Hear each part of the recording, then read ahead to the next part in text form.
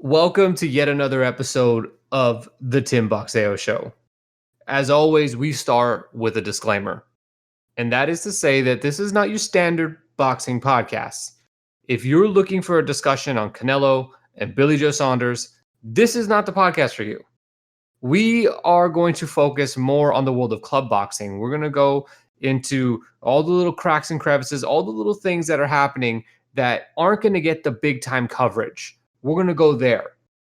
And so, if you want to hear about a ring that was not necessarily on a pole, but rather like on cinder blocks, great. This is the right spot. But if not, this ain't the place. You should check out another podcast and they'll talk about Canelo and Billy Joe Saunders and all of that. Okay. But we are about to get into the world of Tim Boxeo. So let me introduce my friend here, Tim Boxeo. He is a TC Boxing Hall of Famer, the most reliable source for sports betting on fights with two viewers.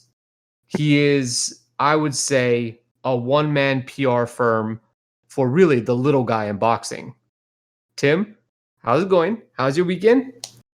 Hey, it was great, Angelo. I'm doing awesome, and had a great weekend. Kind of slow, like we talked about last week, just because of the Canelo effect. But I did enjoy the main event, and we ended up having a decent worldwide club boxing weekend, and another good one. So up ahead of us, so ready to get it, man. Really appreciate everybody who's listened and subscribed and rated on iTunes and everywhere else. We've got some great feedback on the podcast, and it's been awesome. Just thank you so much, and always get really excited to talk each week. So looking forward to it, man. All right. Well, my name's Angelo. I'll be the co-host here. I'm really just asking the questions. Tim's the one with the knowledge here, and I'll poke and prod occasionally. So, without further ado, let's talk about the story of the week. Last week, you left us off when you were talking about what is there to look forward to this week. You mentioned a Philadelphia prospect, a guy who has scored some devastating knockouts over his past few fights. And you said this was one to watch. However, and make of this what you will, our friend did not even have an opponent scheduled. So could you fill us in on what happened with this fight? Yeah, so a little different this week on the story of the week. I think the last, first 3 episodes or so, we spent some time talking about things that were maybe a little bit off the radar or a little bit, like you say, in nooks and crannies, so to speak. And we did close out the show talking about Shenard Bunch from Philadelphia last week, and just wanted to make sure we had some more time to talk about Shenard Bunch this week, because his fight in and of itself wouldn't have otherwise made it on the show in terms of a big knockout or a fight of the week or anything of that nature. So, like you said, Bunch is a 21-year-old Philadelphia prospect. He mostly does business in the light welterweight division, kind of creeped up to welterweight here over time, but was two of the things that were interesting about his fight, as we looked forward to it last week, were number one is knockout power, obviously, and he's had a lot of highlight reel knockouts. And number two, for me, was the fact that he was fighting last Saturday night in Philadelphia and had one on the books again for this weekend in South Carolina. Now, two very different things happened about what I was looking forward to, and that is that there really wasn't a big spectacular knockout, and it looks like his upcoming fight this weekend in South Carolina he was scratched from. However, all that being said, there's still some interesting things I think to talk about in regards to Shenard Bunch. Yeah, so he ended up going against an Argentine opponent. Like you said, I think when we talked about it last week, I don't think he had anyone on BoxRec at that time, but he ended up going against a fighter by the name of Diego Perez, El Terrible. And Diego was, at the time, 13-12-1. 35 years old, been knocked out 8 times out of the 12 going in. So that caused some pause. And the fight lasted about 35 seconds. Steve USS Cunningham was on the color commentary with Mark Abrams, who was on the show, longtime boxing guy out east. And USS Cunningham was pretty disappointed. Used a Really? little, yeah. He used some harsh terms in regards to Mr. Perez. I'll just say that, yeah. I'll just say that the Argentine opponent was soft. Not only did he not put up any resistance, he just didn't want to be in there. Unfortunately, no fault of Bunge's, of course. Unless he kicks and screams and starts stomping his feet about a higher level of opposition. But I think that's something we should talk about on his story. But Bunch got the KO 35 seconds, moves to 15-1 with 13 knockouts. We touched on his background and his previous opponents here a little bit last week, but he has only one loss all the way back in August of 2019. Interestingly enough, he didn't turn pro until April of 2019. So it was his third pro fight. He took a loss to a guy named Paul Kroll, who you educated me on was, actually a pretty good little club fighter. So no shame in that. Then after that, Bunch has gone on just a knockout streak that's been really, I think, giving notice to people on the East Coast and probably beyond. In his last fight prior to this one, he did go 8 rounds with someone named Cameron Crail. Mm-hmm. Pretty decent fighter in it himself. But prior to that, I mean, he had just 3 or 4 brutal knockouts. So we talked about that last week. What was surprising as I dug deeper into Bunch, the guy turned pro in April of 19, like I said, and in the span of 25 months, he's fought 17 times. And this year, this day and age of boxing is, I want to say, almost unheard of, but it is. It is unheard of.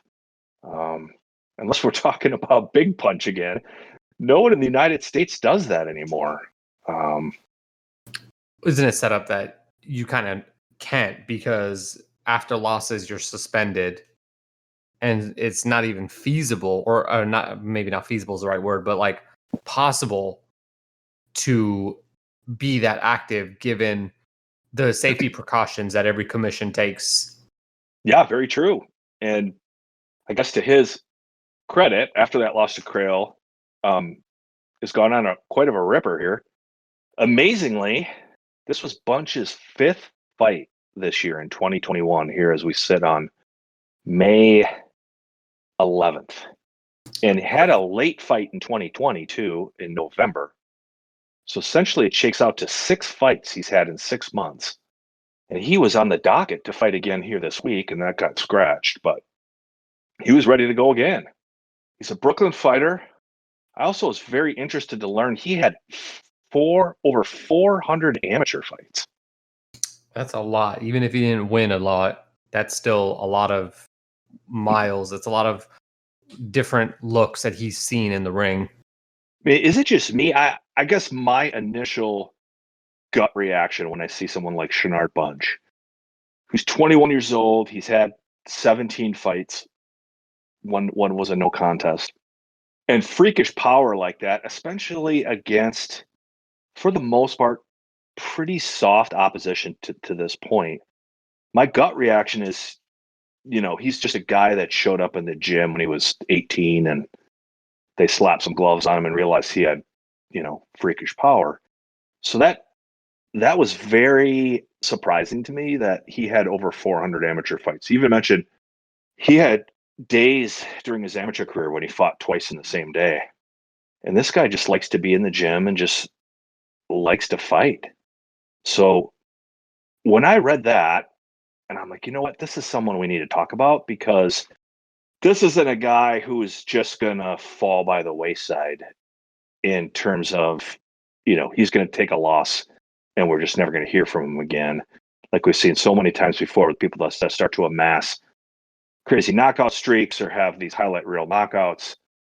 Bunch is a pretty well-schooled fighter. And now even though he's from Brooklyn, based in New Jersey, spending a lot of time in Philadelphia gyms. And it'll be interesting to see where his career goes from here. He said in an article by NewYorkFights.com that about a month and a half ago, that he would like to fight 7 or 8 more times this year. That's pretty. He's going for Julio Cesar Chavez's record. It's pretty awesome. Yeah, it's pretty awesome. I mean, he's taking it to another level. I think we all want to see our fighters be really active, but this guy is something else. It's hard to say. The hard part about it is I've only seen his fights since, let's see, mid 2020. So I've seen like 6 of his fights now, 7 of his fights, and they've all been so quick, except this one before last that did go a full 8 rounds. And he really got some work in. But that's only one fight. You never like to draw too many conclusions on a single fight. I guess my point here, a long story, a long way to get around to it, is I'm still not sure what I think about Shenard Bunch. I mean, it sure looks like the sky's the limit. He's got the pedigree for sure, it seems. He's got freakish power. We know that. That's a given. But, just like with anyone, I mean, the eye test only takes you so far. And at this point, I'm just kind of scratching my head on, where does he go from here? I mean, why are we now at 15-1 with 13 knockouts with someone with 400 amateur fights, fighting someone like Diego Perez? And the pandemic could very well have played a huge role in his 2021 opponents, and of course his 2020. So maybe that's what it is. Maybe it's just as simple as that. I don't know a thing about the matchmaker from RDR Promotions based out in Philly or his promoter. But I guess we're about to find out in the rest of the year if he wants to be active, fighting to the tune of maybe 5 to 6 to 7 more times. It'll be really, really interesting to see where he ends up. I mean, now that we've always had Showbox, of course, over the last 20 years or so, and now we have Ring City USA and some other, I guess you would call more club-based promotions that are on television. As well as like prelims, which aren't exactly televised. Mm-hmm. And yeah, one of the tough things about evaluating a guy like this is when you got these guys with like this kind of power that are able to score these first round knockouts, it covers up a lot of flaws that could be there under the surface. And it's hard to gauge just where exactly he's at. I mean, like, can he move? Can he work a jab? These are things that you usually don't find out if a fight is 35 seconds long. Yeah, and to your point, we both know, and I'm sure everyone does listening as well, just how important it is to work a jab, like you mentioned. And someone that's knocked out 13 out of his 15 opponents doesn't get a lot of repetition in working a good jab and setting up his offense behind that. I didn't, this 8-round fight that I watched here, the Shenard Bunch timeline kind of all melds together in your head. It's all so fast. That was in March 6th. I didn't walk away from that fight after watching him fight for 8 rounds thinking, oh gosh, this guy isn't who we thought he was. He was just in a tough fight and grinded it out and got the win. It didn't make me think any more or less of him either way. I just need to see him in some more rounds. And the cool thing about him is he's just fun to watch. Like I might have mentioned on our preview podcast, I think when we first started, I don't really watch any of these guys because in and of itself, I think, oh, they're going to end up on Showbox. Or like you said, they're going to end up on, the first 2 or 3 fights on the Canelo Billy Joe Saunders undercard. And, they could be a world champion someday. I just want to tune into someone who entertains me and And that can happen in a bunch of different ways, at least for me. And we're going to talk about a couple of very different fighters from this show here later on in our chat. But for me, Shadar Bunch is just someone to watch because he's just really fun to watch. And he doesn't go in there wanting to take a fight to the bell. The final bell. He goes in there to finish a fight and comes forward, and I just enjoy that. And the guy clearly knows how to box. So if you haven't seen Shadar Bunch yet, definitely jot a note down for yourself because he'll be someone you'd want to see here in his next time out, especially because things have loosened up so much in the United States that we'll see where they match him here next. I think he's one you want to see. I'm here for it. It'll be fun.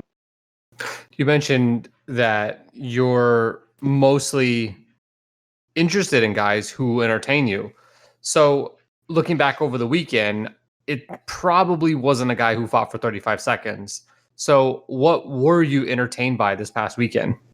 Yeah, there were two fights that I was looking forward to, and I did enjoy them.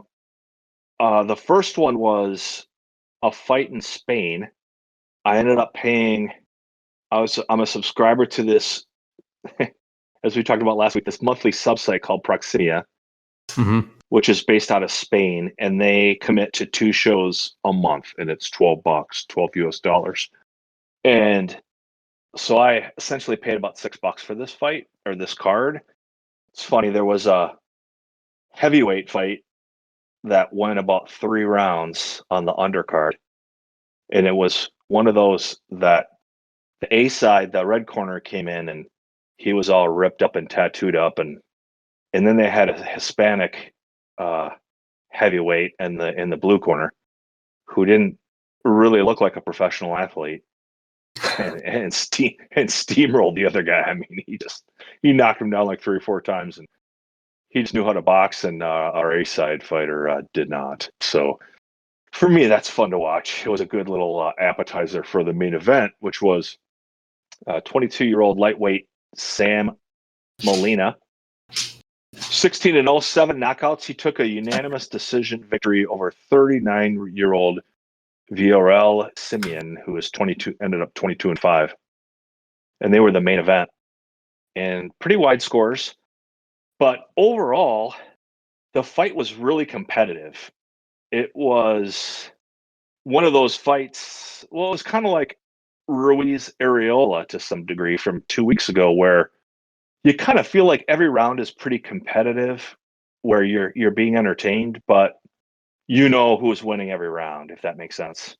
So the scorecards end up looking kind of wide, but it just doesn't feel that way as the fight kind of flows through for the 8 rounds. And that's the way this one kind of played out, where this Simeon, who's 39 years old, had his moments in each individual rounds, but overall Molina kind of stayed away, just ended up piling up the rounds, did what he had to do to win.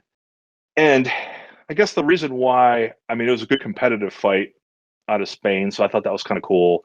But then I mentioned this last week just briefly, but it just furthered my desire to see Samuel Molina, who holds the Spanish lightweight title, match up against the other really popular lightweight Basque fighter in Spain, John Fernandez.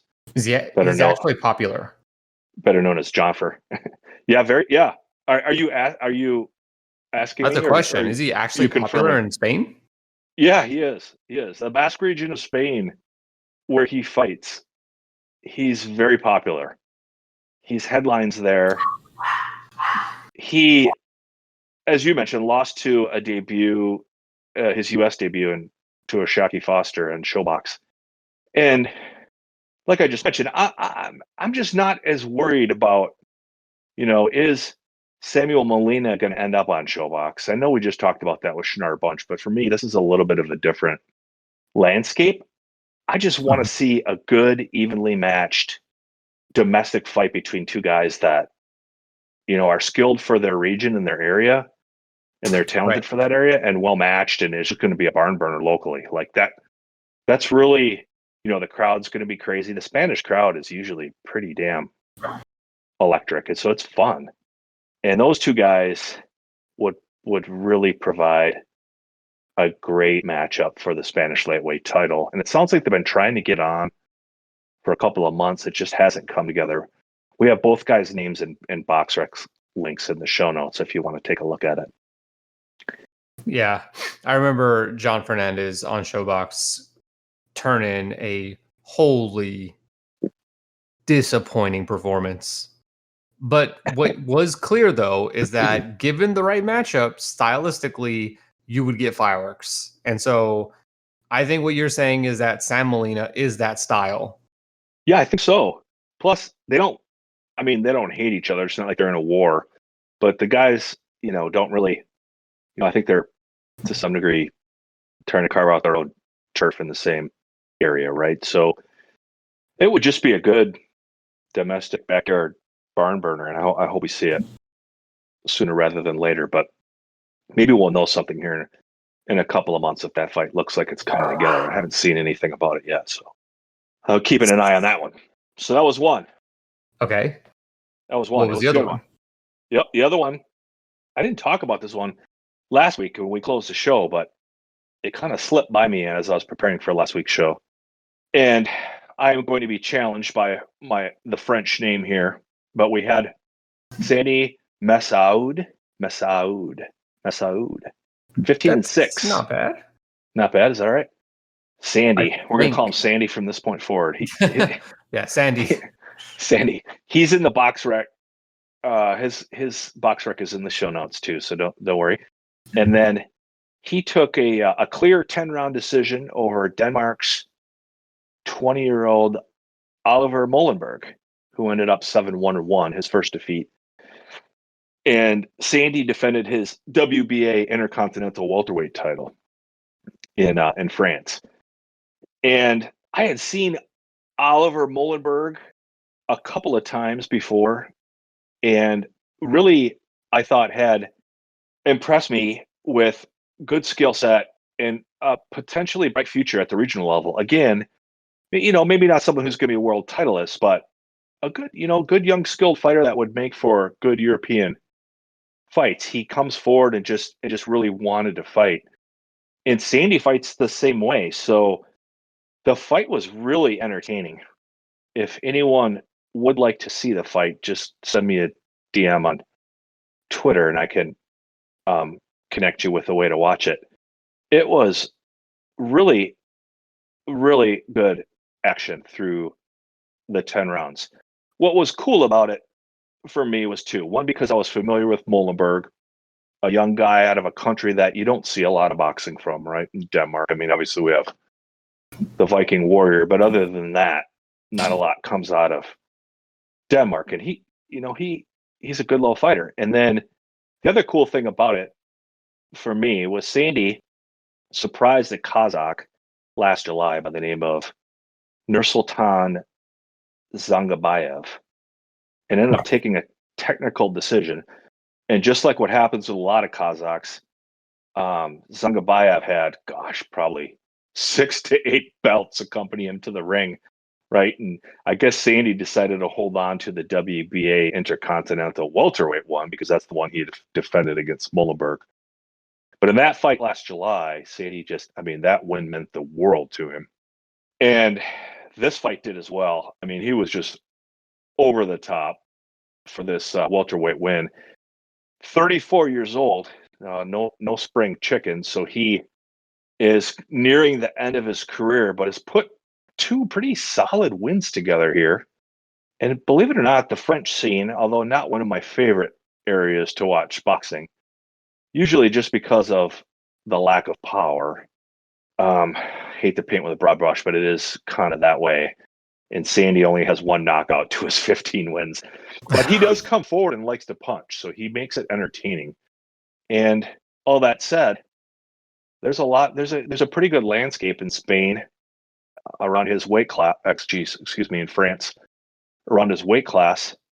So I just think he could end up being in another good fight here really soon, especially with his age.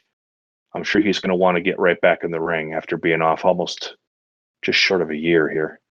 So that was a really good fight. The styles matched up really well, really perfect. And Molenberg in the end, I think just like so many young fighters do, just kind of repeated his same game plan, just tried to come in and rough up Sandy, and it just didn't bear out for him. And Sandy just kind of kept keeping his distance and came forward and just beat him at his Molenberg's own game. And it was good, man. It was good fight on Saturday mid morning in the US, and $6 well spent in my Proximia site over there in Spain. Wait, they were both on Proximia? They were. Oh, geez. Wait, I might have misspoke. Here, let me verify. No. Oh gosh, how could I? Yeah, good catch. How could I forget that this was on Fight Nation, a different subsite? Fight Nation, is this another streaming service? Yeah, it's a French streaming service, and that one's six.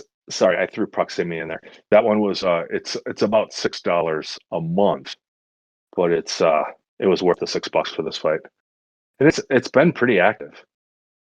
So overall, it was worth it. Okay, well, I mean that was the good. We had a good fight out of Spain. We had a good fight, unlikely good fight in France. Yeah. But not everything is good in the world of club boxing. So, what wasn't so good this weekend? Or what was bad even this weekend? This might end up being kind of the meat of our discussion this week, because I do have 4 things, and I'll try not to get bogged down in the details, but I do have 4 things I want to mention to you and chat with you about. And the first one, I'll give some detail, but I'm going to leave out some of the names and promoter information and broadcast platform information just to protect the guilty. So if you really, really want to know, it's available and out there on my timeline, so you can see it on Twitter. But Saturday in Sonora, Mexico, there was a bout broadcast on Facebook, and it looked like I think it was a lightweight bout between 2 very inexperienced fighters, although one far more inexperienced than the other, if that makes any sense. To the point where the one in the blue corner maybe shouldn't have had boxing gloves on his hands. And the fight lasted about 45 seconds, and the red corner was victorious via KO 1. Like I said, there's video on my timeline. Although I'm not sure a single scoring punch or punch of any type landed in the fight. A knockout punch definitely didn't land. I'll say that. And let me give a little more color here quick about what happened. So we got a little bit of feeling out in the first 20 seconds, kind of circling each other. And then the red corner essentially pushes the blue corner back with kind of an overhand right that, if you imagine you're the red corner guy throwing your overhand right, you throw your punch and you miss wildly, right? So you not only miss the fighter's head, but you almost miss his right shoulder with your punch, to the point where it just kind of grazes the fighter in the blue corner's kind of bicep shoulder area on his right arm, but definitely doesn't land flush. The fighter with the blue gloves on kind of tumbles backwards towards the ropes, still on his feet though. And then the A-side fighter again walks in, throws an overhand right again, that this time falls short by a good foot. I mean, the fighter with the blue gloves on, that's what makes it nice in so many of these countries outside of the United States. You don't know who's the A side and who the B side is. Let's just slap red gloves on one guy and blue gloves on the other. And I don't know why we don't do that in the US more. This makes it so much easier to view. So the guy with the blue gloves had that stance that you see so many times with maybe kids. I hate to say it that way, but where they just keep their hands way out in front of their face. And you learn very early, if you've ever had boxing gloves in your hands, that's a really bad idea because when the other guy punches you in the gloves, then your gloves go right into your face, right? So it's like a really awful idea.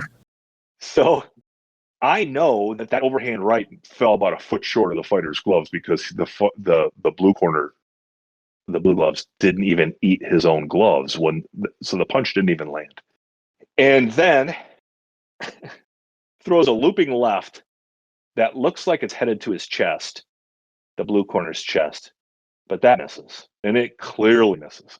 But that doesn't stop the blue corner falling like he had been shot by a shotgun to the point where he lands on his ass, falls backwards into the ropes, and then stays slouched down for a good 1.5 to 2 minutes. We had the medical team in there. We had to really make sure that he was okay after this. And I don't want to say, I don't know what was behind or what prompted this fight to end the way it ended. But needless to say, that was the finish, KO1. And we'll just say that the blue corner is okay. The red corner got his KO1 victory. But gosh, even watching it get slow and moving my mouse as slow as I possibly could with my pointer finger, I just couldn't see a single punch land in the entire fight. But that's the way it ended in Sonora, Mexico, which amazingly enough isn't that shocking from weekend to weekend. So you're trying to say that we had a rigged fight here? I'm not saying that. Like I've said before, it very well could have been a setup. It very well could have been that the promoter just knew that our man with the blue gloves on just had no intent of receiving any punches, and nothing even had to be said. The fight was just going to play out exactly like it did without anyone saying a word. And I think there's a lot of that goes on around the world. But immediately when you see stuff like this on Twitter, and the other responses I immediately got was, well, this fight was a setup, it was a fix. But I don't think it needs to be that sinister all the time. I just think a lot of this stuff goes on unsaid. It's great. Was there anything else? So that was number one. Because you said you had multiple. So Yeah. if you're Well, leading off with that, that was a good one. So let me skip over numbers 2 and 3 really quick, because if you want to see them, you can go take a look at my timeline on Twitter. Essentially, we had a club show in Tanzania. Viva Tanzania, one of my absolute favorite fight countries. I do everything I possibly can to watch live boxing from Tanzania. The crowds, no one loves their boxing more than the Tanzanians. I mean, they love their hometown fighters. They love boxing. They love knockouts. One of the fights, it's just great. And the great thing is, unlike the United States, they just don't have a lot of security around the ring. So when their guy wins, we get that guy's whole town comes into the ring, and people are just flying in wow, under the ropes, and it's great. it's But like a college game. yeah, we rush the field. Yeah. Yeah, Wow. yeah. So, but one fight was, oh boy, very similar to the one I just described in Tanzania from my Mexico example, and another was a little different in that the fighter went down kind of with a soft shot, but while he was on the canvas, just got cold cocked with one on his head, man. I mean, I don't know how he didn't get injured, but he just got clipped when he was almost laying on the canvas. Didn't stop the ref from giving a quick 10 count, and we were off to the next bout. But two very interesting video clips, if you want to see them, check them out on Twitter. I'm looking forward to a conversation you and I have on Tanzania here in the future. We have a big fight coming up at the end of May, so it should be great. But that brings me to story number 4, and this was my other really favorite low light from the weekend. And I feel like just 2 weeks ago I mentioned something that I said I don't think I've ever seen that in a boxing ring before, and I'm kind of an old guy, so my brother and I went to Lennox Lewis Hasim Rahman 2 almost over 20 years ago now. And So I know a lot of other people watch a lot of boxing, and I watch a lot of boxing. I feel like, 2 weeks ago, I was like, gosh, I don't think I've ever seen a boxer throw up in the ring after being punched, which is what we talked about. So I thought that was pretty cool. And I only thought it was cool, obviously, because he's okay. I wouldn't thought it was cool if he was seriously injured. I would have still Someone thought it kind of, was cool. yeah, right. Someone kind of got after me on Facebook, and they're like, "This isn't cool. Could be because of a serious injury." And I'm like, "Listen, if there was a serious injury, we wouldn't even have been talking about it. If the guy would have ended up in the hospital, I don't want to see him get hurt, for crying out loud." But I had a situation that I watched in Mexico, and this was an off box rec show, or was it? No, you know what? Now I'm forgetting. Let me take a quick look. This is another one of those situations where I don't think I've ever seen this before, and you almost think that you're about to see it so many times, week after week after week. And I know as I describe this, people are going to say, "Yeah, I've had this gut reaction where I thought I was going to see something like that before." This was not on And Box Rec, by the way. was it not? Okay. And it actually happened. So what happened was there was a card in Sinaloa, and I want to say, crap, I guess I didn't make a note for myself. I think it was Friday night. Friday night was really slow, so I was kind of tuned into this one. It was a lightweight by the name of Jesus Martin Seca, who um, at the time was 13-0 with 5 knockouts, 26-year-old Sinaloan, against a 43-year-old named Martin Armenta. And Martin's record was 17-30-4. 43 years old. And no disrespect to Martin, but he looked 43 in his trunks. Didn't look like he was in too great a shape. But what ended up happening once the fight started was Martin just kind of looked like Armenta just kind of looked like he was going to try to go rounds, and thought that over his career, and he does have a pretty significant amount of fights. I mean, over 50 professional fights for the 43-year-old. I mean, he's lost a lot of them, and he's been knocked out 17 times, or 18 times out of those 30 losses. So it's not like he's terribly durable, but he did really, right from the opening bell, make it look like he had some tricks, defensive tricks up his sleeve. All right. So let me lay that groundwork. And a minute or so into the first round, Seca starts attacking Armenta to the point where Armenta is pushed back into the corner. And Seca wants to end it here. So he lets his hands go. Armenta uses, I guess I call it the crab defense. Hopefully others call it that too. I guess, Angel, I've never asked you what you call it. I mean, the Floyd defense, right? Where you're going to use your shoulder as your defense. Right. Yeah. Right. And Armenta, though, takes it to a whole nother extreme level that I've never personally seen before. To the point where not only is his front shoulder facing Seca, as Seca's trying to let his hands go and knock him out, but now he's turning almost his whole back on Seca. And that puts Seca in a weird position, because to complicate matters further, Armenta starts to almost bend over at the waist Oh in a boy. full 90 degrees. So he's got his shoulder facing him, if you can imagine this. He's turned completely where he's got his back to him almost, and he's bent over at 90 degrees. So what is Seca left to do but try to just throw these looping hooks up and under, right? And a couple of these looping hooks up and under, almost uppercuts, land. And it's just a really awkward look. So the referee jumps in, because the referee doesn't have any friggin' idea what Armenta's doing. Like, dude, what are you doing bending over at the waist and turning your back? Normally when a fighter turns his back, right, doesn't want anymore. Well, what happens instead, the ref jumps in and waves off the fight immediately. And we're only about 60 seconds in. And right away, Armenta begins to dispute, almost parading to the crowd, showing the crowd, turning his back on the referee, and pacing up and down from ring post to ring post, and showing the crowd what he was doing, right?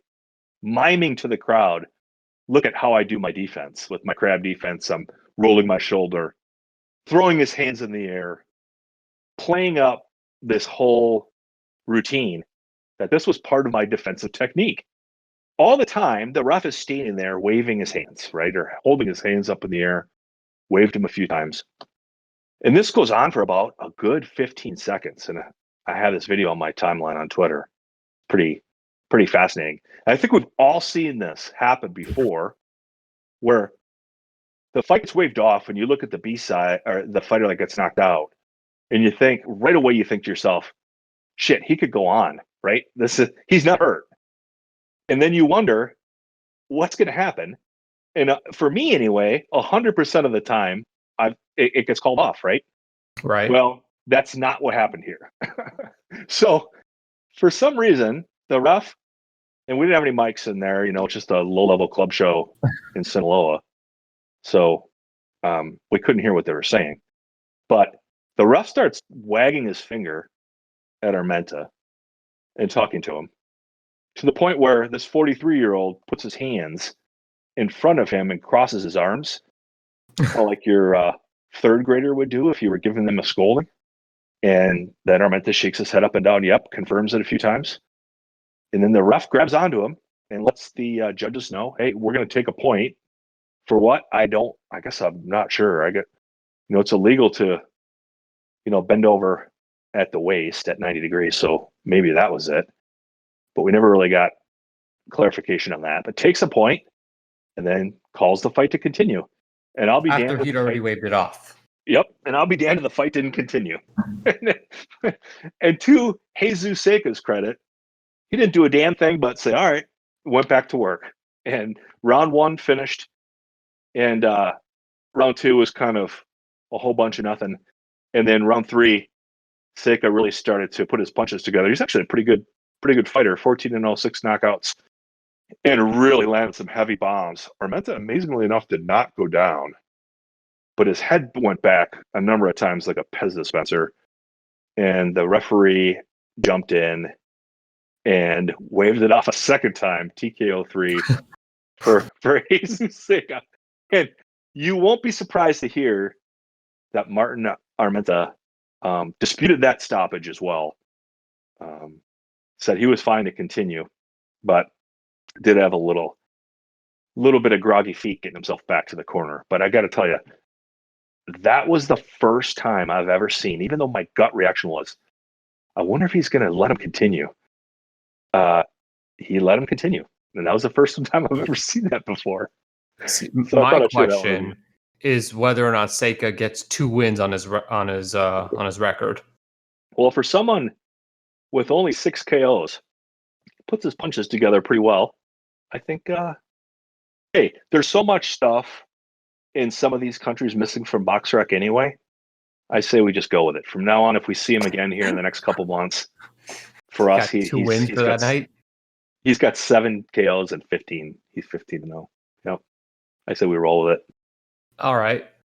Any guys you spot this weekend that maybe we're probably going to see them step up and get on a bigger platform than a club level show? Yeah, so 2 guys this week back to Philadelphia. Saturday, kind of late afternoon. This was a good show out of Philly on Boxing TV pay-per-view. Cost me $15. And started at I think it was 6 o'clock. This was the Shinar Bunch show. It started at 6 o'clock Eastern time in the US. And was great because the Bunch fight I was looking forward to. And then I was looking forward to seeing these 2 prospects who I'd seen before. Looking forward to see them again. And I thought this would be great. I don't want to say filler, but great entertainment for me up until that 11 p.m. time slot where Canelo and Billy Joe were going to go, because I was not expecting much from that Matchroom undercard. And I know you weren't either. I think we both were right, because But the undercard was awful. It was awful. I mean, it was awful. Yep. Yeah. And that French style, they brought that French style over, and it was not very interesting. I mean, even the heavyweight fight, right? Like, surely something good was going to come out of that heavyweight fight on the undercard, and that found a way to kind of suck too. I thought the ending was funny, but Yeah, of course it was. Yeah, the ending was funny. I think I but tweeted something out of the overall, effect of, I mean, that combined with the fiasco with Rugerung on the Triller pay-per-view. I mean, these guys they have to know that we've got crystal clear slow motion in 2021, right? Like, I just don't understand selling, you so I know, didn't think about this, but this is a good point. I mean, it's soccer, right? I mean, I'm a soccer fan, but soccer. I mean, in the punching business, I don't understand why you try to sell something so hard like that when you Is know it- everyone's going to see it. no, that's a great point. I mean, on this level, I get it. There's not going to be no instant replay for the Jesus Seika fight, Right. But when you're on a big, like, I mean, not even big, like, if you're on once you graduate from this level and we got 3 cameras, you're in trouble Yeah. if you're trying to pull something like this. So yeah, I thought it was, I thought it was only amusing because it was just ridiculous. Yeah. And sorry, we're talking about a heavyweight fight on the Billy Joe Saunders Canelo undercard between Frank Sanchez, who is 17-0 and to some At degree thought of as a 54 years old, yeah, to like some degree he looks thought of like a he saw, like, he was watching the debut episodes of I Love Lucy. Like, and my God. this isn't as an old guy myself, I feel like I have to defend Frank in that this isn't ageism in any way. He's a Cuban, right? 17-0 at the time of the fight with 12 Correct? knockouts. But BoxRec has his age at 28. And when you look at his BoxRec picture alone, it's like, you know, there's no way in hell this guy's 28 years old. So it's and he fought Nagy Aguilera and what is it, like 5th round or so, 6th round. Aguilera goes down from I mean, the punch didn't even land. His wrist barely even landed on I his mean, ear. we're not You gonna. thought, This isn't the podcast to rehash that, but the punch did land. yeah, okay. So Just anyway, didn't land on much. yeah, right on. So I got us in a rabbit hole there. All right, so graduation for 2 guys. I don't know if it's so much graduation on the back to the Philadelphia card on Saturday late afternoon. Other than these are 2 guys you want to follow the BoxRec link in the show notes and keep a close eye on them. The first one is 19-year-old super featherweight Rasheem Jefferson, and I mentioned at the top of our discussion about Shinar Bunch and coming forward, heavy hands, big knockouts, and just really entertaining. And you might trying to defend myself even in the face of no one criticizing me, but you might think I'm just some sort of caveman that just likes to see tough man competitions. But I really enjoy watching Rasheem Jefferson fight. 6-0, 1 knockout. It doesn't seem to have really knockout power, but he is a really, really talented kid. He was a bronze medalist in the Olympic trials, so he qualified for the Olympic trials, but didn't qualify for the Olympics. Turns out he was the youngest amateur to qualify for the trials when he did, at over 100 amateur fights. So he's got a really strong pedigree. He's from Philly, come up in the Philadelphia gyms. And his dad was a fighter. Some folks that listening may remember a series on SNY New York called Broadway Boxing. Used to come out of the Hammerstein Ballroom. Lou DiBella would promote it. And Rasheem Jefferson's father actually fought on one of those shows back in the early 2000s and amassed a pretty decent little regional record. I think he was like 15-1 or so. Jefferson's a real stylish boxer. I mean, I don't want to say he plays with his food. I just don't know he has enough power in his hands to get a guy out. I'm not sure, but he just looks really calm and comfortable in there, kind of moving in and out, understanding his distance, throwing the shots. He doesn't run around the ring at all. And he stands in the pocket and puts his combinations together and then just gets out. It just looks effortless. I mean, he's just a really fun fighter to watch if you're someone who, likes to, enjoys watching fighters like that, where you're in awe of what they can do without seemingly much thought behind what they're doing in the ring. He kind of gives off that impression. And at only 19, I think this kid is going to be really, really successful. But a long way to go. I mean, I don't think he's someone that they're going to be in any rush to throw on a showbox card in a 50-50 fight the rest of this year. Who knows? I mean, I'm certainly not a matchmaker, so I could be wrong. But mark him down, someone to watch, Rasheem Jefferson. That's number one. And then number two, same show, same locale, 22-year-old super featherweight Rasheem Brown. Names are spelled different, so this is Rasheem. Right. The gentleman, the kid before us was Rasheem. But again, their box recs are listed in the show notes, so don't worry about that. Just click on the link and it'll take you to box rec. Rasheem Brown, 8-0, 5 knockouts. A little different, but some similarities. Another young Philly prospect. This kid's a southpaw. Very solid skill set. I looked and looked and couldn't find any information about him as an amateur. I think someone listening will probably hit me up and correct me, and I'd appreciate it if you would, because I couldn't find any information about his amateur background.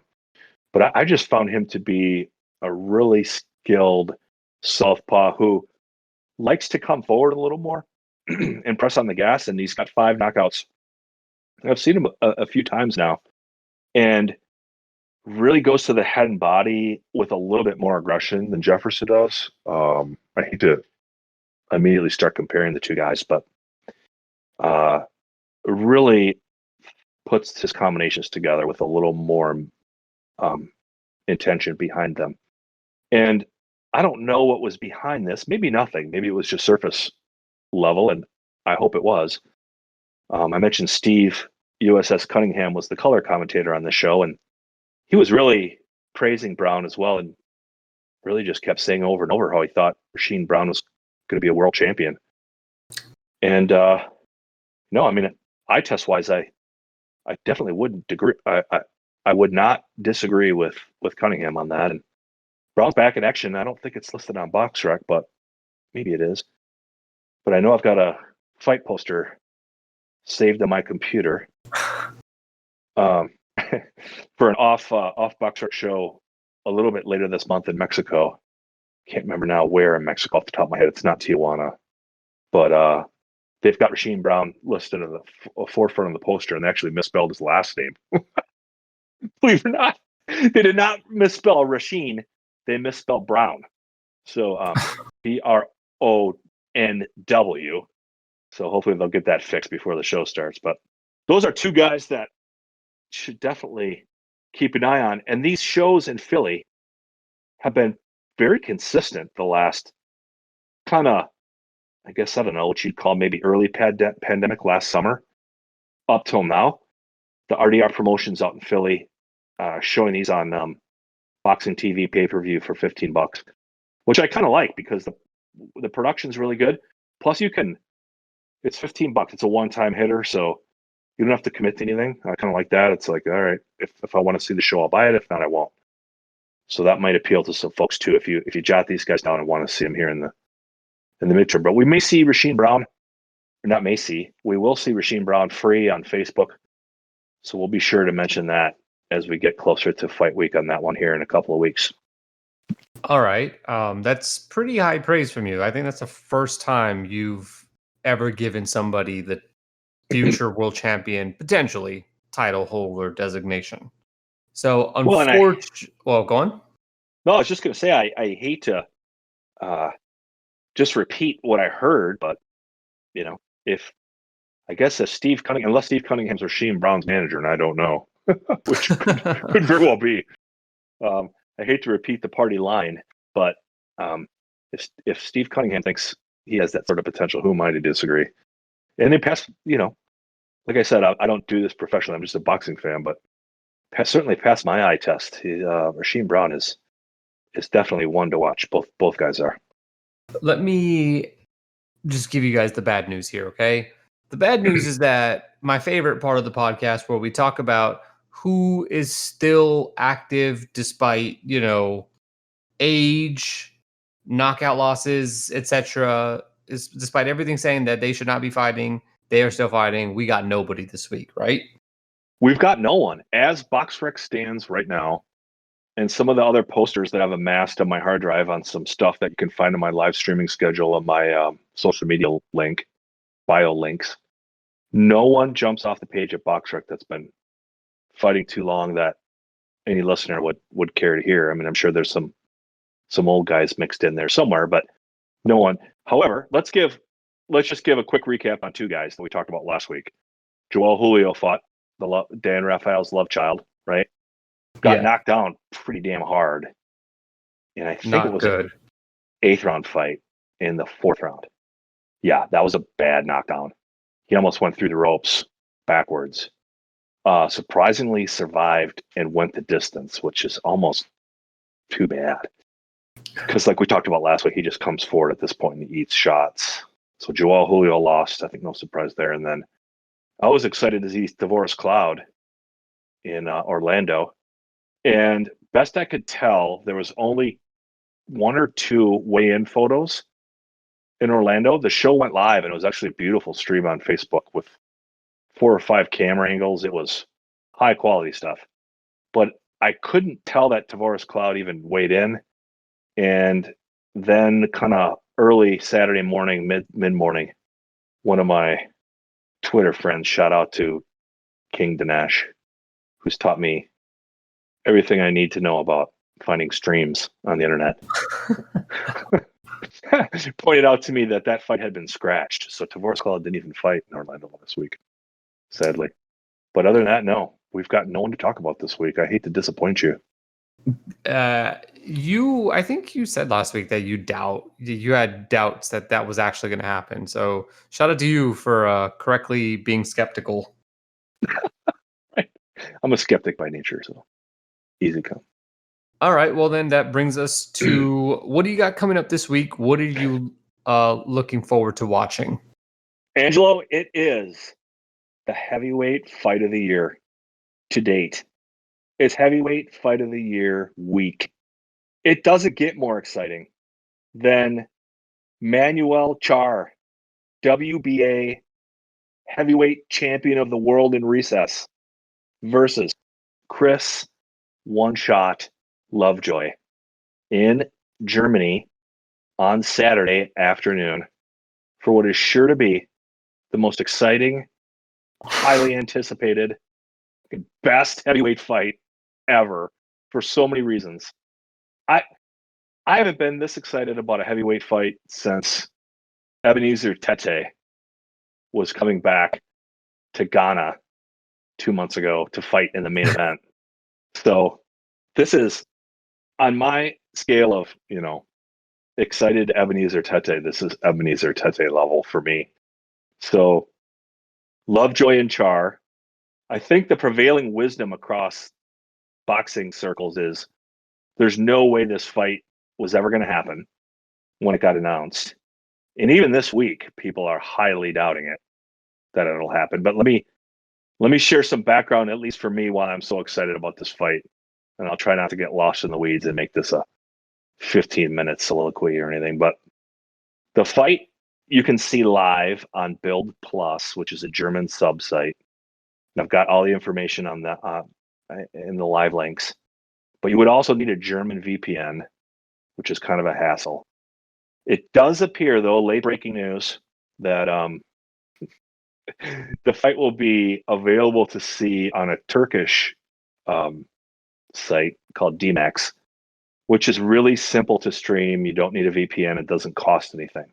I'll have that link in the live streaming schedule as well. So if you don't want to pay and don't want to hassle with a VPN or don't even know what the hell a VPN is, don't worry about it. There should be an easier way to watch it. So Manuel Charr, 36 years old, 6'3". Guy looks like he's chiseled out of stone, right? Had amassed a pretty decent professional record as a heavyweight. Currently 31-4, and actually lost a world title challenge all the way back to 2012, if that sounds right, to Vitaly Klitschko. I feel like when you talk about losing a world title challenge to Vitaly Klitschko, you're really dialing the clock back. Yeah, I remember this fight. It was not a good fight. I think he got stretched out pretty well. I think the fight ended up ending by cut, but I shouldn't have said stretched out, but it was very one-sided. It's the moral of the story. And then after that, some pretty strange things happened to Manuel Charr, and this is part of the intrigue of the fight in general, right? Is that fought a couple of times, then as it turns out, ended up needing at a very early age in his life a double hip replacement. Like this was pre-30. I want to say he was 28 or 29 years old. And if you know anything about hip replacements, they're a beast. And if you know anything about a double hip replacement, the recovery on those is just horrific. Because obviously you've got both your hips replaced. Like, how are you going to do rehab? So it's brutal. Got through that, fought, and then in September of 2015, as he's starting to put some fights together, and actually, I hesitate to say this, but started to put a couple of decent wins together, right? Dennis Bachtoff, Kevin Johnson, before Johnson kind of went off the deep end. No, I wouldn't say that Johnson was off the deep end at that point, but borderline, go on. Borderline. Give me borderline. All right, I'll give you borderline. Okay. Did get KO by Povetkin in there. Here's a blast from the past. Beat Michael Grant in 2014. Yeah. So there's a lot of names on his ledger that he's starting to at least get into some world title level fights. Is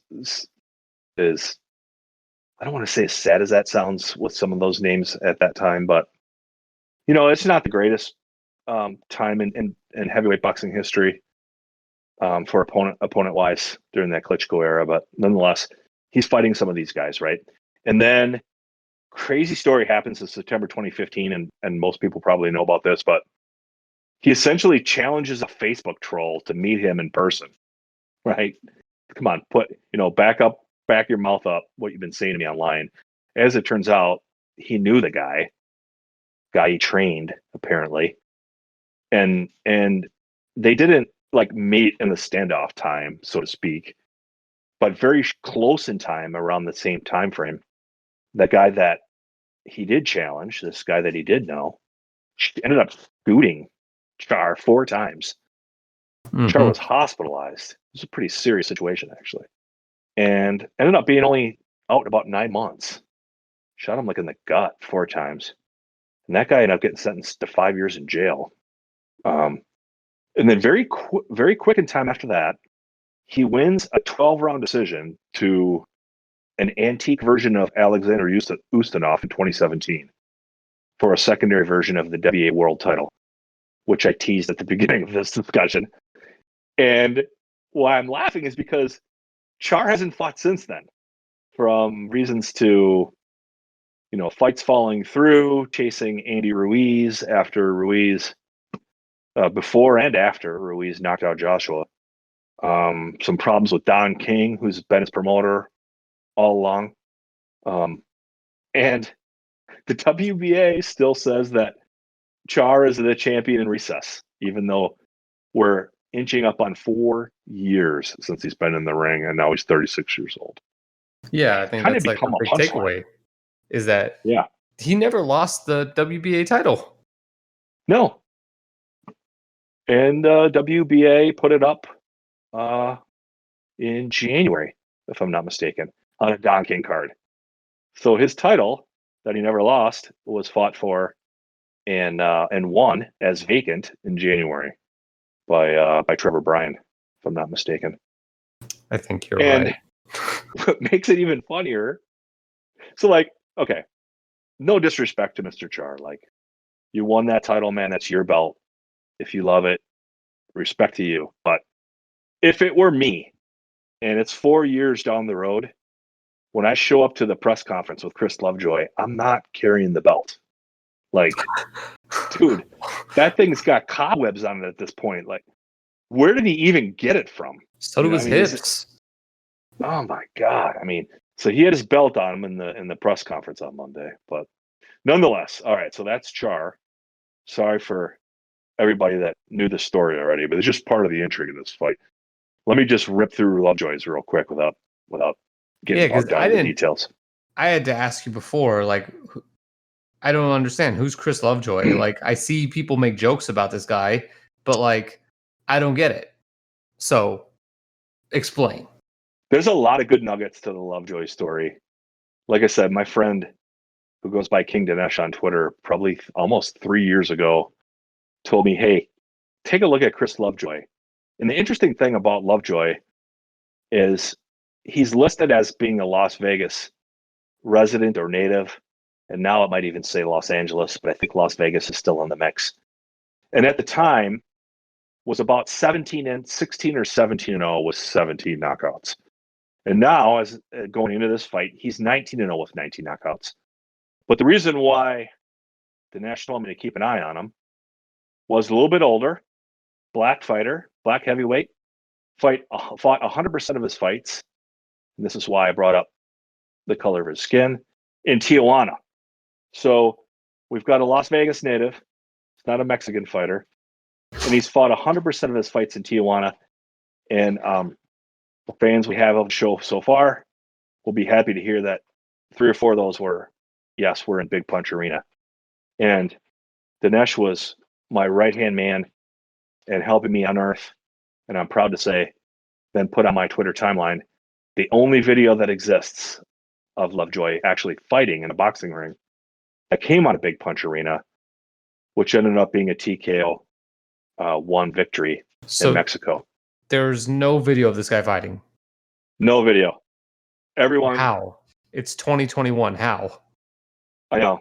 It's crazy. So let me give you some more detail and we'll touch on that quick. So 19-0, 19 knockouts. Chris is 37 years old at this point. He turned pro in 2016. And to add to the legend, early fans of the show will be happy to hear that his Tijuana career, to some degree, was aided and abetted by the legend Repo Rick from the Los Angeles area. And like I said, has fought exclusively in Tijuana 3 times at Big Punch Arena. Lovejoy's a big guy. I mean, he's 6'5", fought as high as 317 in like his 3rd pro fight. Usually kind of falls in the 250 to 270 range. A fight in January of 2020, and that was his second to last fight leading up to this one, fought at a career low 236. And beginning in the summer of 2020, Lovejoy has had some fights fall through. 2 of which were in Mexico, 1 in Tijuana, 1 in Mexicali. One that Don King actually stopped in Mexicali, saying, hey, you're under contract to me, you can't fight. And then a very publicized bout that most people are probably familiar with on a matchup card in October against Dave Allen.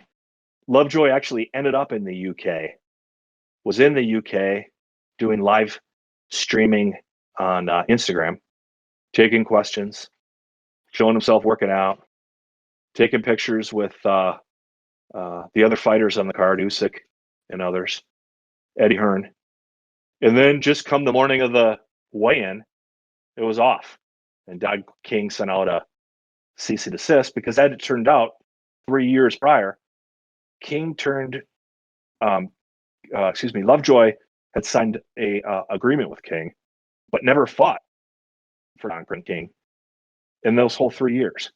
Even though he fought in Tijuana, because he wasn't publicized was staying off live broadcasts. Dinesh and I actually tuned into a Facebook Live where we caught wind that he was going to fight, and his fight went off before they went live on Facebook. And then we didn't realize he actually fought until a week or two later when they updated BoxRec to show that, yep, he had fought on that fight. So I don't know if this was intentional or unintentional. I can't say. But to answer your question in a very long way was that he just stayed off camera. I mean, he just fought before or after fights went live that were being broadcast on Facebook, essentially in Tijuana, and never really ended up on video. Now, Chris has claimed on his Instagram, on his live feeds, that he's got all this video. And if he got to a certain level of subscribers on his YouTube, he's going to put them all out. But nonetheless, so the story gets a little better because in February, news breaks that Lovejoy filed for bankruptcy, February 4th to be exact. And Lovejoy came out, confirmed it, and said, hey, listen, I've been signed to Don King, and Don King hasn't got me a fight. I haven't fought for Don King in 3 years. Nothing but block some of my fights that talk would happen. And I don't know what Lovejoy does for a 9 to 5, but he's very active on Instagram and always flying places. I don't know what to do. What said he's going to do work, flying all over the country, going to do work. Got a lot of Louis Vuitton. I'm not making any inferences or assumptions of what Mr. Lovejoy does. I just know that he filed for bankruptcy, says he doesn't have a 9 to 5 job, and flies all over the country. So you connect the dots. I am not connecting the dots. Those are just the facts. Okay, so that's February 4th. February 25th, as Chris is training and saying he's getting ready to make news about his next fight after the Dave Allen fight in the fall of the previous year is canceled, Lovejoy just puts out a video on Instagram and Twitter and says he retires. I'm retired. And he says, quote, I came into the game, had a plan, had to build up my record in Tijuana, get a nice payday, get myself that one shot in reference to his nickname, and call it a career. And he's like, listen, I don't have the money, again quoting, I don't have the money to fight these legal battles anymore. So I'm my own manager, my own promoter, and this was my plan, and this is how far it got me, end quote. That happens. He stays really active on Instagram, really active on Twitter. March 25 comes. So a month later. One exact month. Comes out and says, hey, I'm unretired. I'm back. We're heading in camp. Let's get it. And that's about it. 2 weeks later, April 8th, he takes to Instagram. And I am very, very proud to say that I received a direct message saying, hey, bro, this fight's a done deal. Can you send this out? I'm fighting Manuel Charr in May. And that's when I think boxing circles already that were familiar with Lovejoy from the Dave Allen saga kind of broke boxing circles a little bit online to say, listen, between everything I just told you about Manuel Charr and everything everyone knows about Manuel Charr and the whole Lovejoy saga over the last couple of years, there's no way in hell this fighting is getting into the ring. And I tell you what, it's a pretty decent promoter in Germany that's promoting this event. And to this point, it sure appears like this fight's going off in the ring. I guess one side note, all along, Lovejoy said that May 4th, his contract with Don King expired. Even to the point where he went down and met with Don King and then posted a picture of it after the Allen fight got scratched, and confirmed, at least he confirmed, that the fight was, that his contract expired on May 4th. So, by all intents and purposes, Don King should not be able to stop this fight because, if we know what we know, being true, he should be free and clear from Don King. And looks like that fight's going to go down, and we'll see how it plays out. I couldn't be more excited. This is odd. You know, realistically, if Manuel Charr is the WBA, the rightful WBA heavyweight champion. I really don't think Chris Lovejoy, for all of his popularity or infamy, maybe, really deserves to challenge for this title. But at the same time, it's not being marketed, I don't think, as a heavyweight title. BoxRec doesn't have it listed. It does look like it's officially happening according to BoxRec. So, have you ever watched a full Chris Lovejoy fight? I have one. And It lasted about 2 minutes. did he look any good? And that's the first thing that my friend Dinesh said to me is he looked better than I expected. Like when you look at his record on BoxRec, he takes a lot of shit for the level of his opposition. And let's just call it what it is. It's the level of his opposition is not good. I think he's only fought one or two fighters with a winning record. Mm-hmm. 4 or 5 debutantes, a couple of guys with no wins. So, but to Lovejoy's credit, he's basically came out and said, it is what it is. This is what my intent was to get me to this point. And he looks better than Any prediction with this fight? Unless you've seen things that we haven't, which is possible, but I don't think so. And a quick look at proboxingodds.com, which is an awesome site. Usually by Tuesday morning, we've got odds, and we're recording this on Tuesday.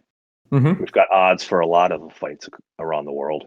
No odds listed at any of the Pro Boxing Odds. That's a good 10 to 12, 8 to 10 books listed and aggregated. No odds listed on this fight as of yet. All right. You got one more for us? I do have one more on the very same card. If this on the same card.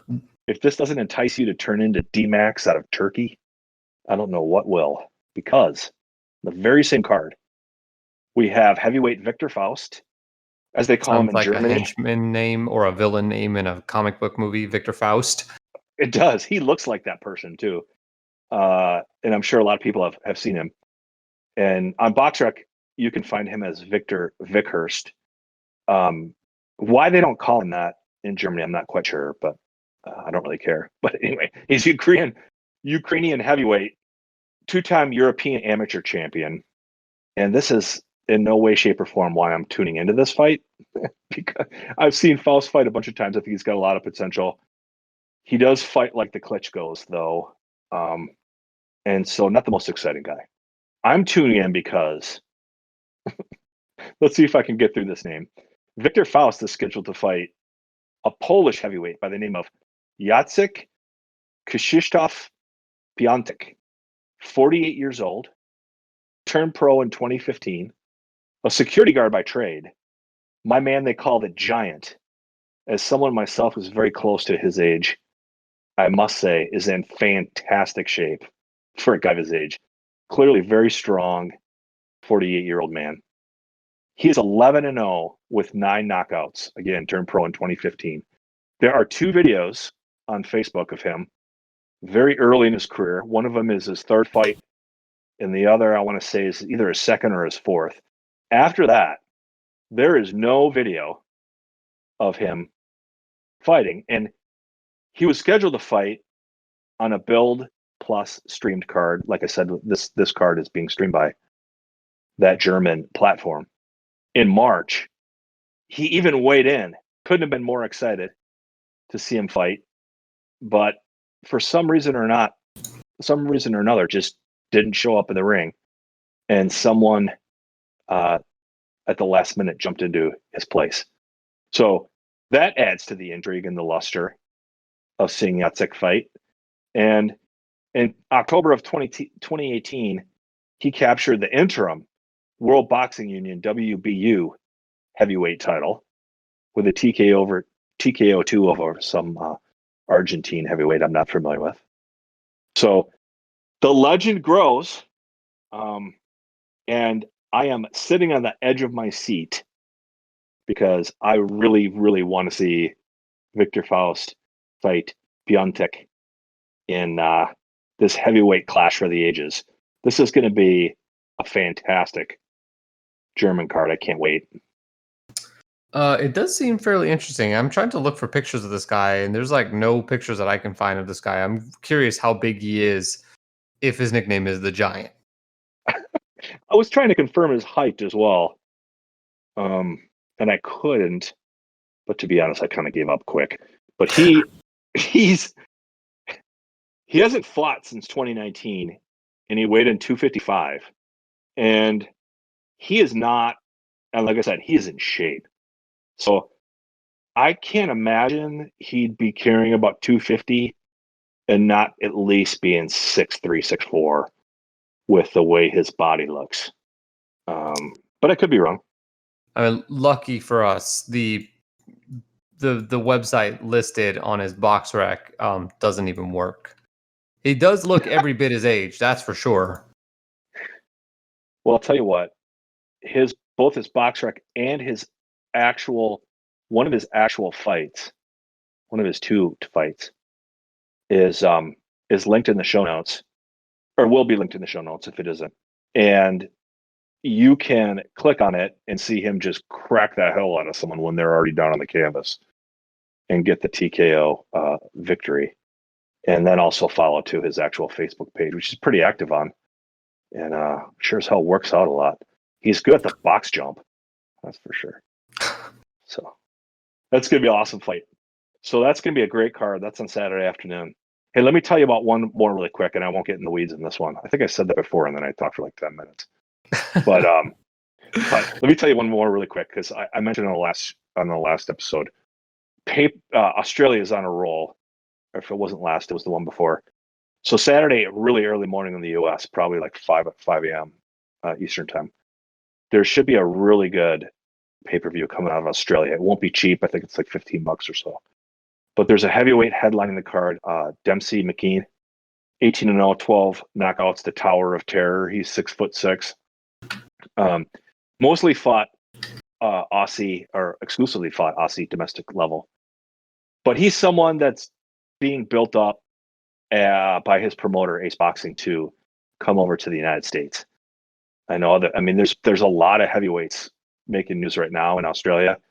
You know, Justice Hooney's been in the news a lot, and he's got 2 fights scheduled over the next 45 days. And we just saw a heavyweight fight a couple weeks ago in Australia, and Dempsey McKean's name always comes up. And I have a couple of friends in Australia that I've got to know that tell me that, you know, I think they're going to just keep him on the winning path, and the plan is to bring him abroad. So he'd be someone to tune in to watch.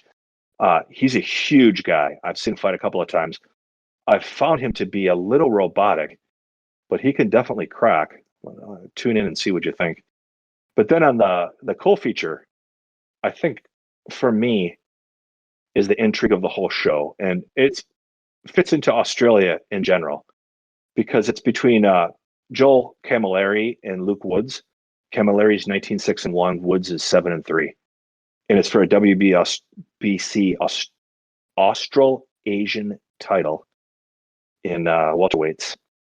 And on the surface, this is one that if you're not familiar with Australian boxing, you just kind of breeze past it and be like, it's just going to be some fight. But I just find Australia to match their guys, and we talked about this, I think, on our first episode, to just match their domestic fighters a little tougher than we do in the United States, kind of similar to what they do in Japan, if you're familiar. Camilleri went 10 rounds with Tim Tszyu in 2019, had a nice 10-round outing, although lost widely in that one too, in 2018 against the late Dwight Ritchie. Dwight Ritchie was, sadly has passed, but was one badass. And that guy could fight and love to fight.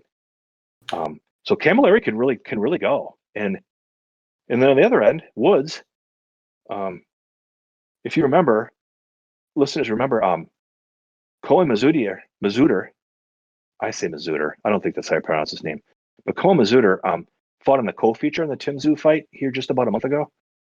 And a young prospect, he's like 22 years old, 24 years old, and lost to like a grizzled warhorse. It was a damn good fight. And if you were out for the Tszyu fight, you might remember that co-feature. Well, Woods was the first one to give Cohen a loss. as Cohen was coming up and surprised him, and has been in some tough fights, but lost his last fight at junior light welterweight. And mentioned in an interview that I watched of him that he's just really having a hell of a time making weight. So looking forward to step up to 147. This is a really well matched fight, and I think it's going to be a friggin' barn burner. I'm really excited for this fight, and then to lead into the Tower of Terror. It's a great way to spend Saturday morning. So I'm really looking forward to that card. Should be great. Interesting theme here. I imagine that if Dempsey can build himself and impress and make it to even, I would say like the next level is like the international level, but if you can get there, you have that sort of connection with Tyson Fury where he's named after a former heavyweight. Well, you got this guy with the name of Dempsey. I can see people easily clinging onto that. And Dempsey, obviously he'll have to win fights, but he'll get a little leg up just on account of his name. And the nickname is pretty cool too. Absolutely. Yep.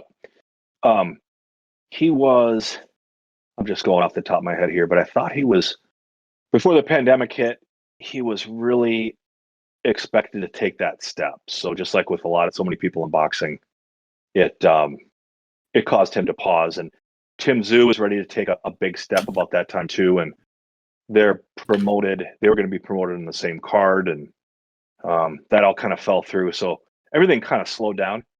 The other cool thing I love about Dempsey McKean is my favorite fighter, I don't want to say ever, but my favorite fighter right now out of Australia is Jacob NG, the Flamingo, who's a freaking stud.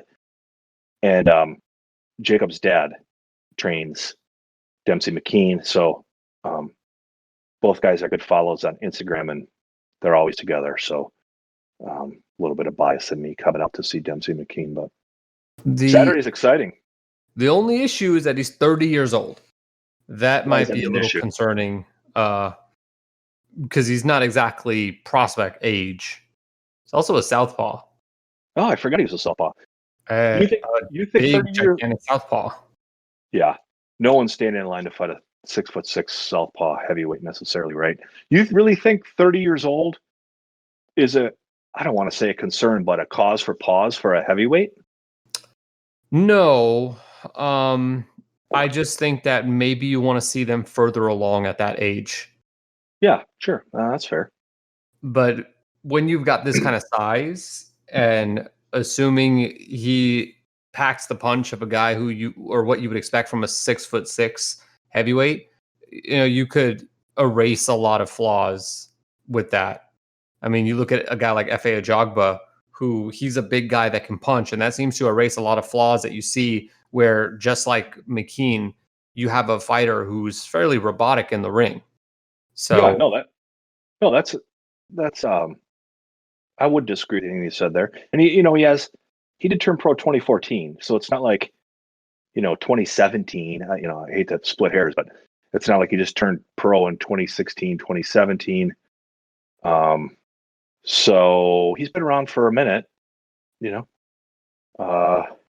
and fought exclusively in Australia. But again, we've talked about this before. That's not that unusual for Australia. They've got a really, really strong domestic scene in most weight classes. And I don't know. It should be a good show. I'm looking forward to it, man. It's good stuff. At a minimum, he's got an opponent in common with Tyson Fury and Joseph Parker. So he's got that going for him. Does he? Which one? Marcelo Nascimento. Yeah. Who has been in the ring with just about everybody. Brazil. He's on my watch. I have him watched on BoxRec again because he's got 18 wins, 16 by knockout, 20 losses, 13 by knockout, all or nothing. My kind of guy. Nascimento was doing good up until up until about he lost to Manuel Charr. The wheels just fell off the wagon for him. Prior to the Charr fight, my God, Nascimento went in 15-1. And he's now, what if we do the math? 3-19. He's lost a lot. Hell of a run there. Yep. Oh, I should mention Dempsey McKean is fighting Kiki Toa Luet. Oh, Kiki, I'm sorry. I don't know how to pronounce his last name. Kiki the King. His nickname's the King. He's 7-0-2. Lutalele, probably? Lutalele. Yeah. Lutelli. Maybe. Lutelli. He is Yeah. undefeated, so this is definitely a step up. And I've seen some fighters, heavyweight fighters in Australia with his ethnicity, whether it be an Aboriginal fighter, some Samoan descent, whatever it may be. And in boxing, we say these types of things, right? Like Mexican style and all this stuff. And I've just seen these heavyweights in Australia with his ethnicity, his ethnic background, just be tough as shit. So this could turn out to be a really good fight. So I forgot about Kiki. I forgot to mention that. I'm equally looking forward to seeing what he brings as the B-side to this, and looks to be a younger guy too. I don't know his age off the top of my head, but they're not throwing Dempsey in with some 40-year-old, so should be good. Yeah, Kiki doesn't even have his age listed on BoxRec. All right. Well, it looks like we got a pretty packed weekend ahead of us. I'll be at the Neri and Figueroa fight. You'll be keeping the rest of the world covered for us. You got it, of course. Are you going to watch the Neri Figueroa fight? Oh yeah, for sure. The big shows get the whatever inch the TV is, 65, whatever. They get the. Neri is a graduate of, I wouldn't say Big Punch, but the Big Punch scene. He is. Yep. And I don't care. He could juice up for this fight for all I care. I couldn't care less. Well, let's hope he doesn't, in the sake of competition and all that stuff. But that one also looks like it is going to be absolutely brutal. Anyway, thank you guys so much for listening. And for anybody who hasn't already, be sure to go subscribe. Follow Tim Boxeo on Twitter. Over on Tim Boxeo on the profile, there's a link you can click. And what might people find if they were to click that link? Yeah, there's a lot of stuff in there. So there's some merch in there that's pretty cool. If you like it, and it's cheap. Hopefully you'll think it's something worthwhile. And then more importantly, what I think is pretty cool, all this stuff we're talking about each and every week. If you click on my bio, I'll have a link that you can follow that literally says live streaming schedule. You click on it, and all the Facebook streams, YouTube streams, all these Build Plus and all these other crazy platforms we're talking about, we'll have a link right to it. And if you need a VPN, it'll tell you need a VPN, and you'll just be all set up. So those are the two key ones.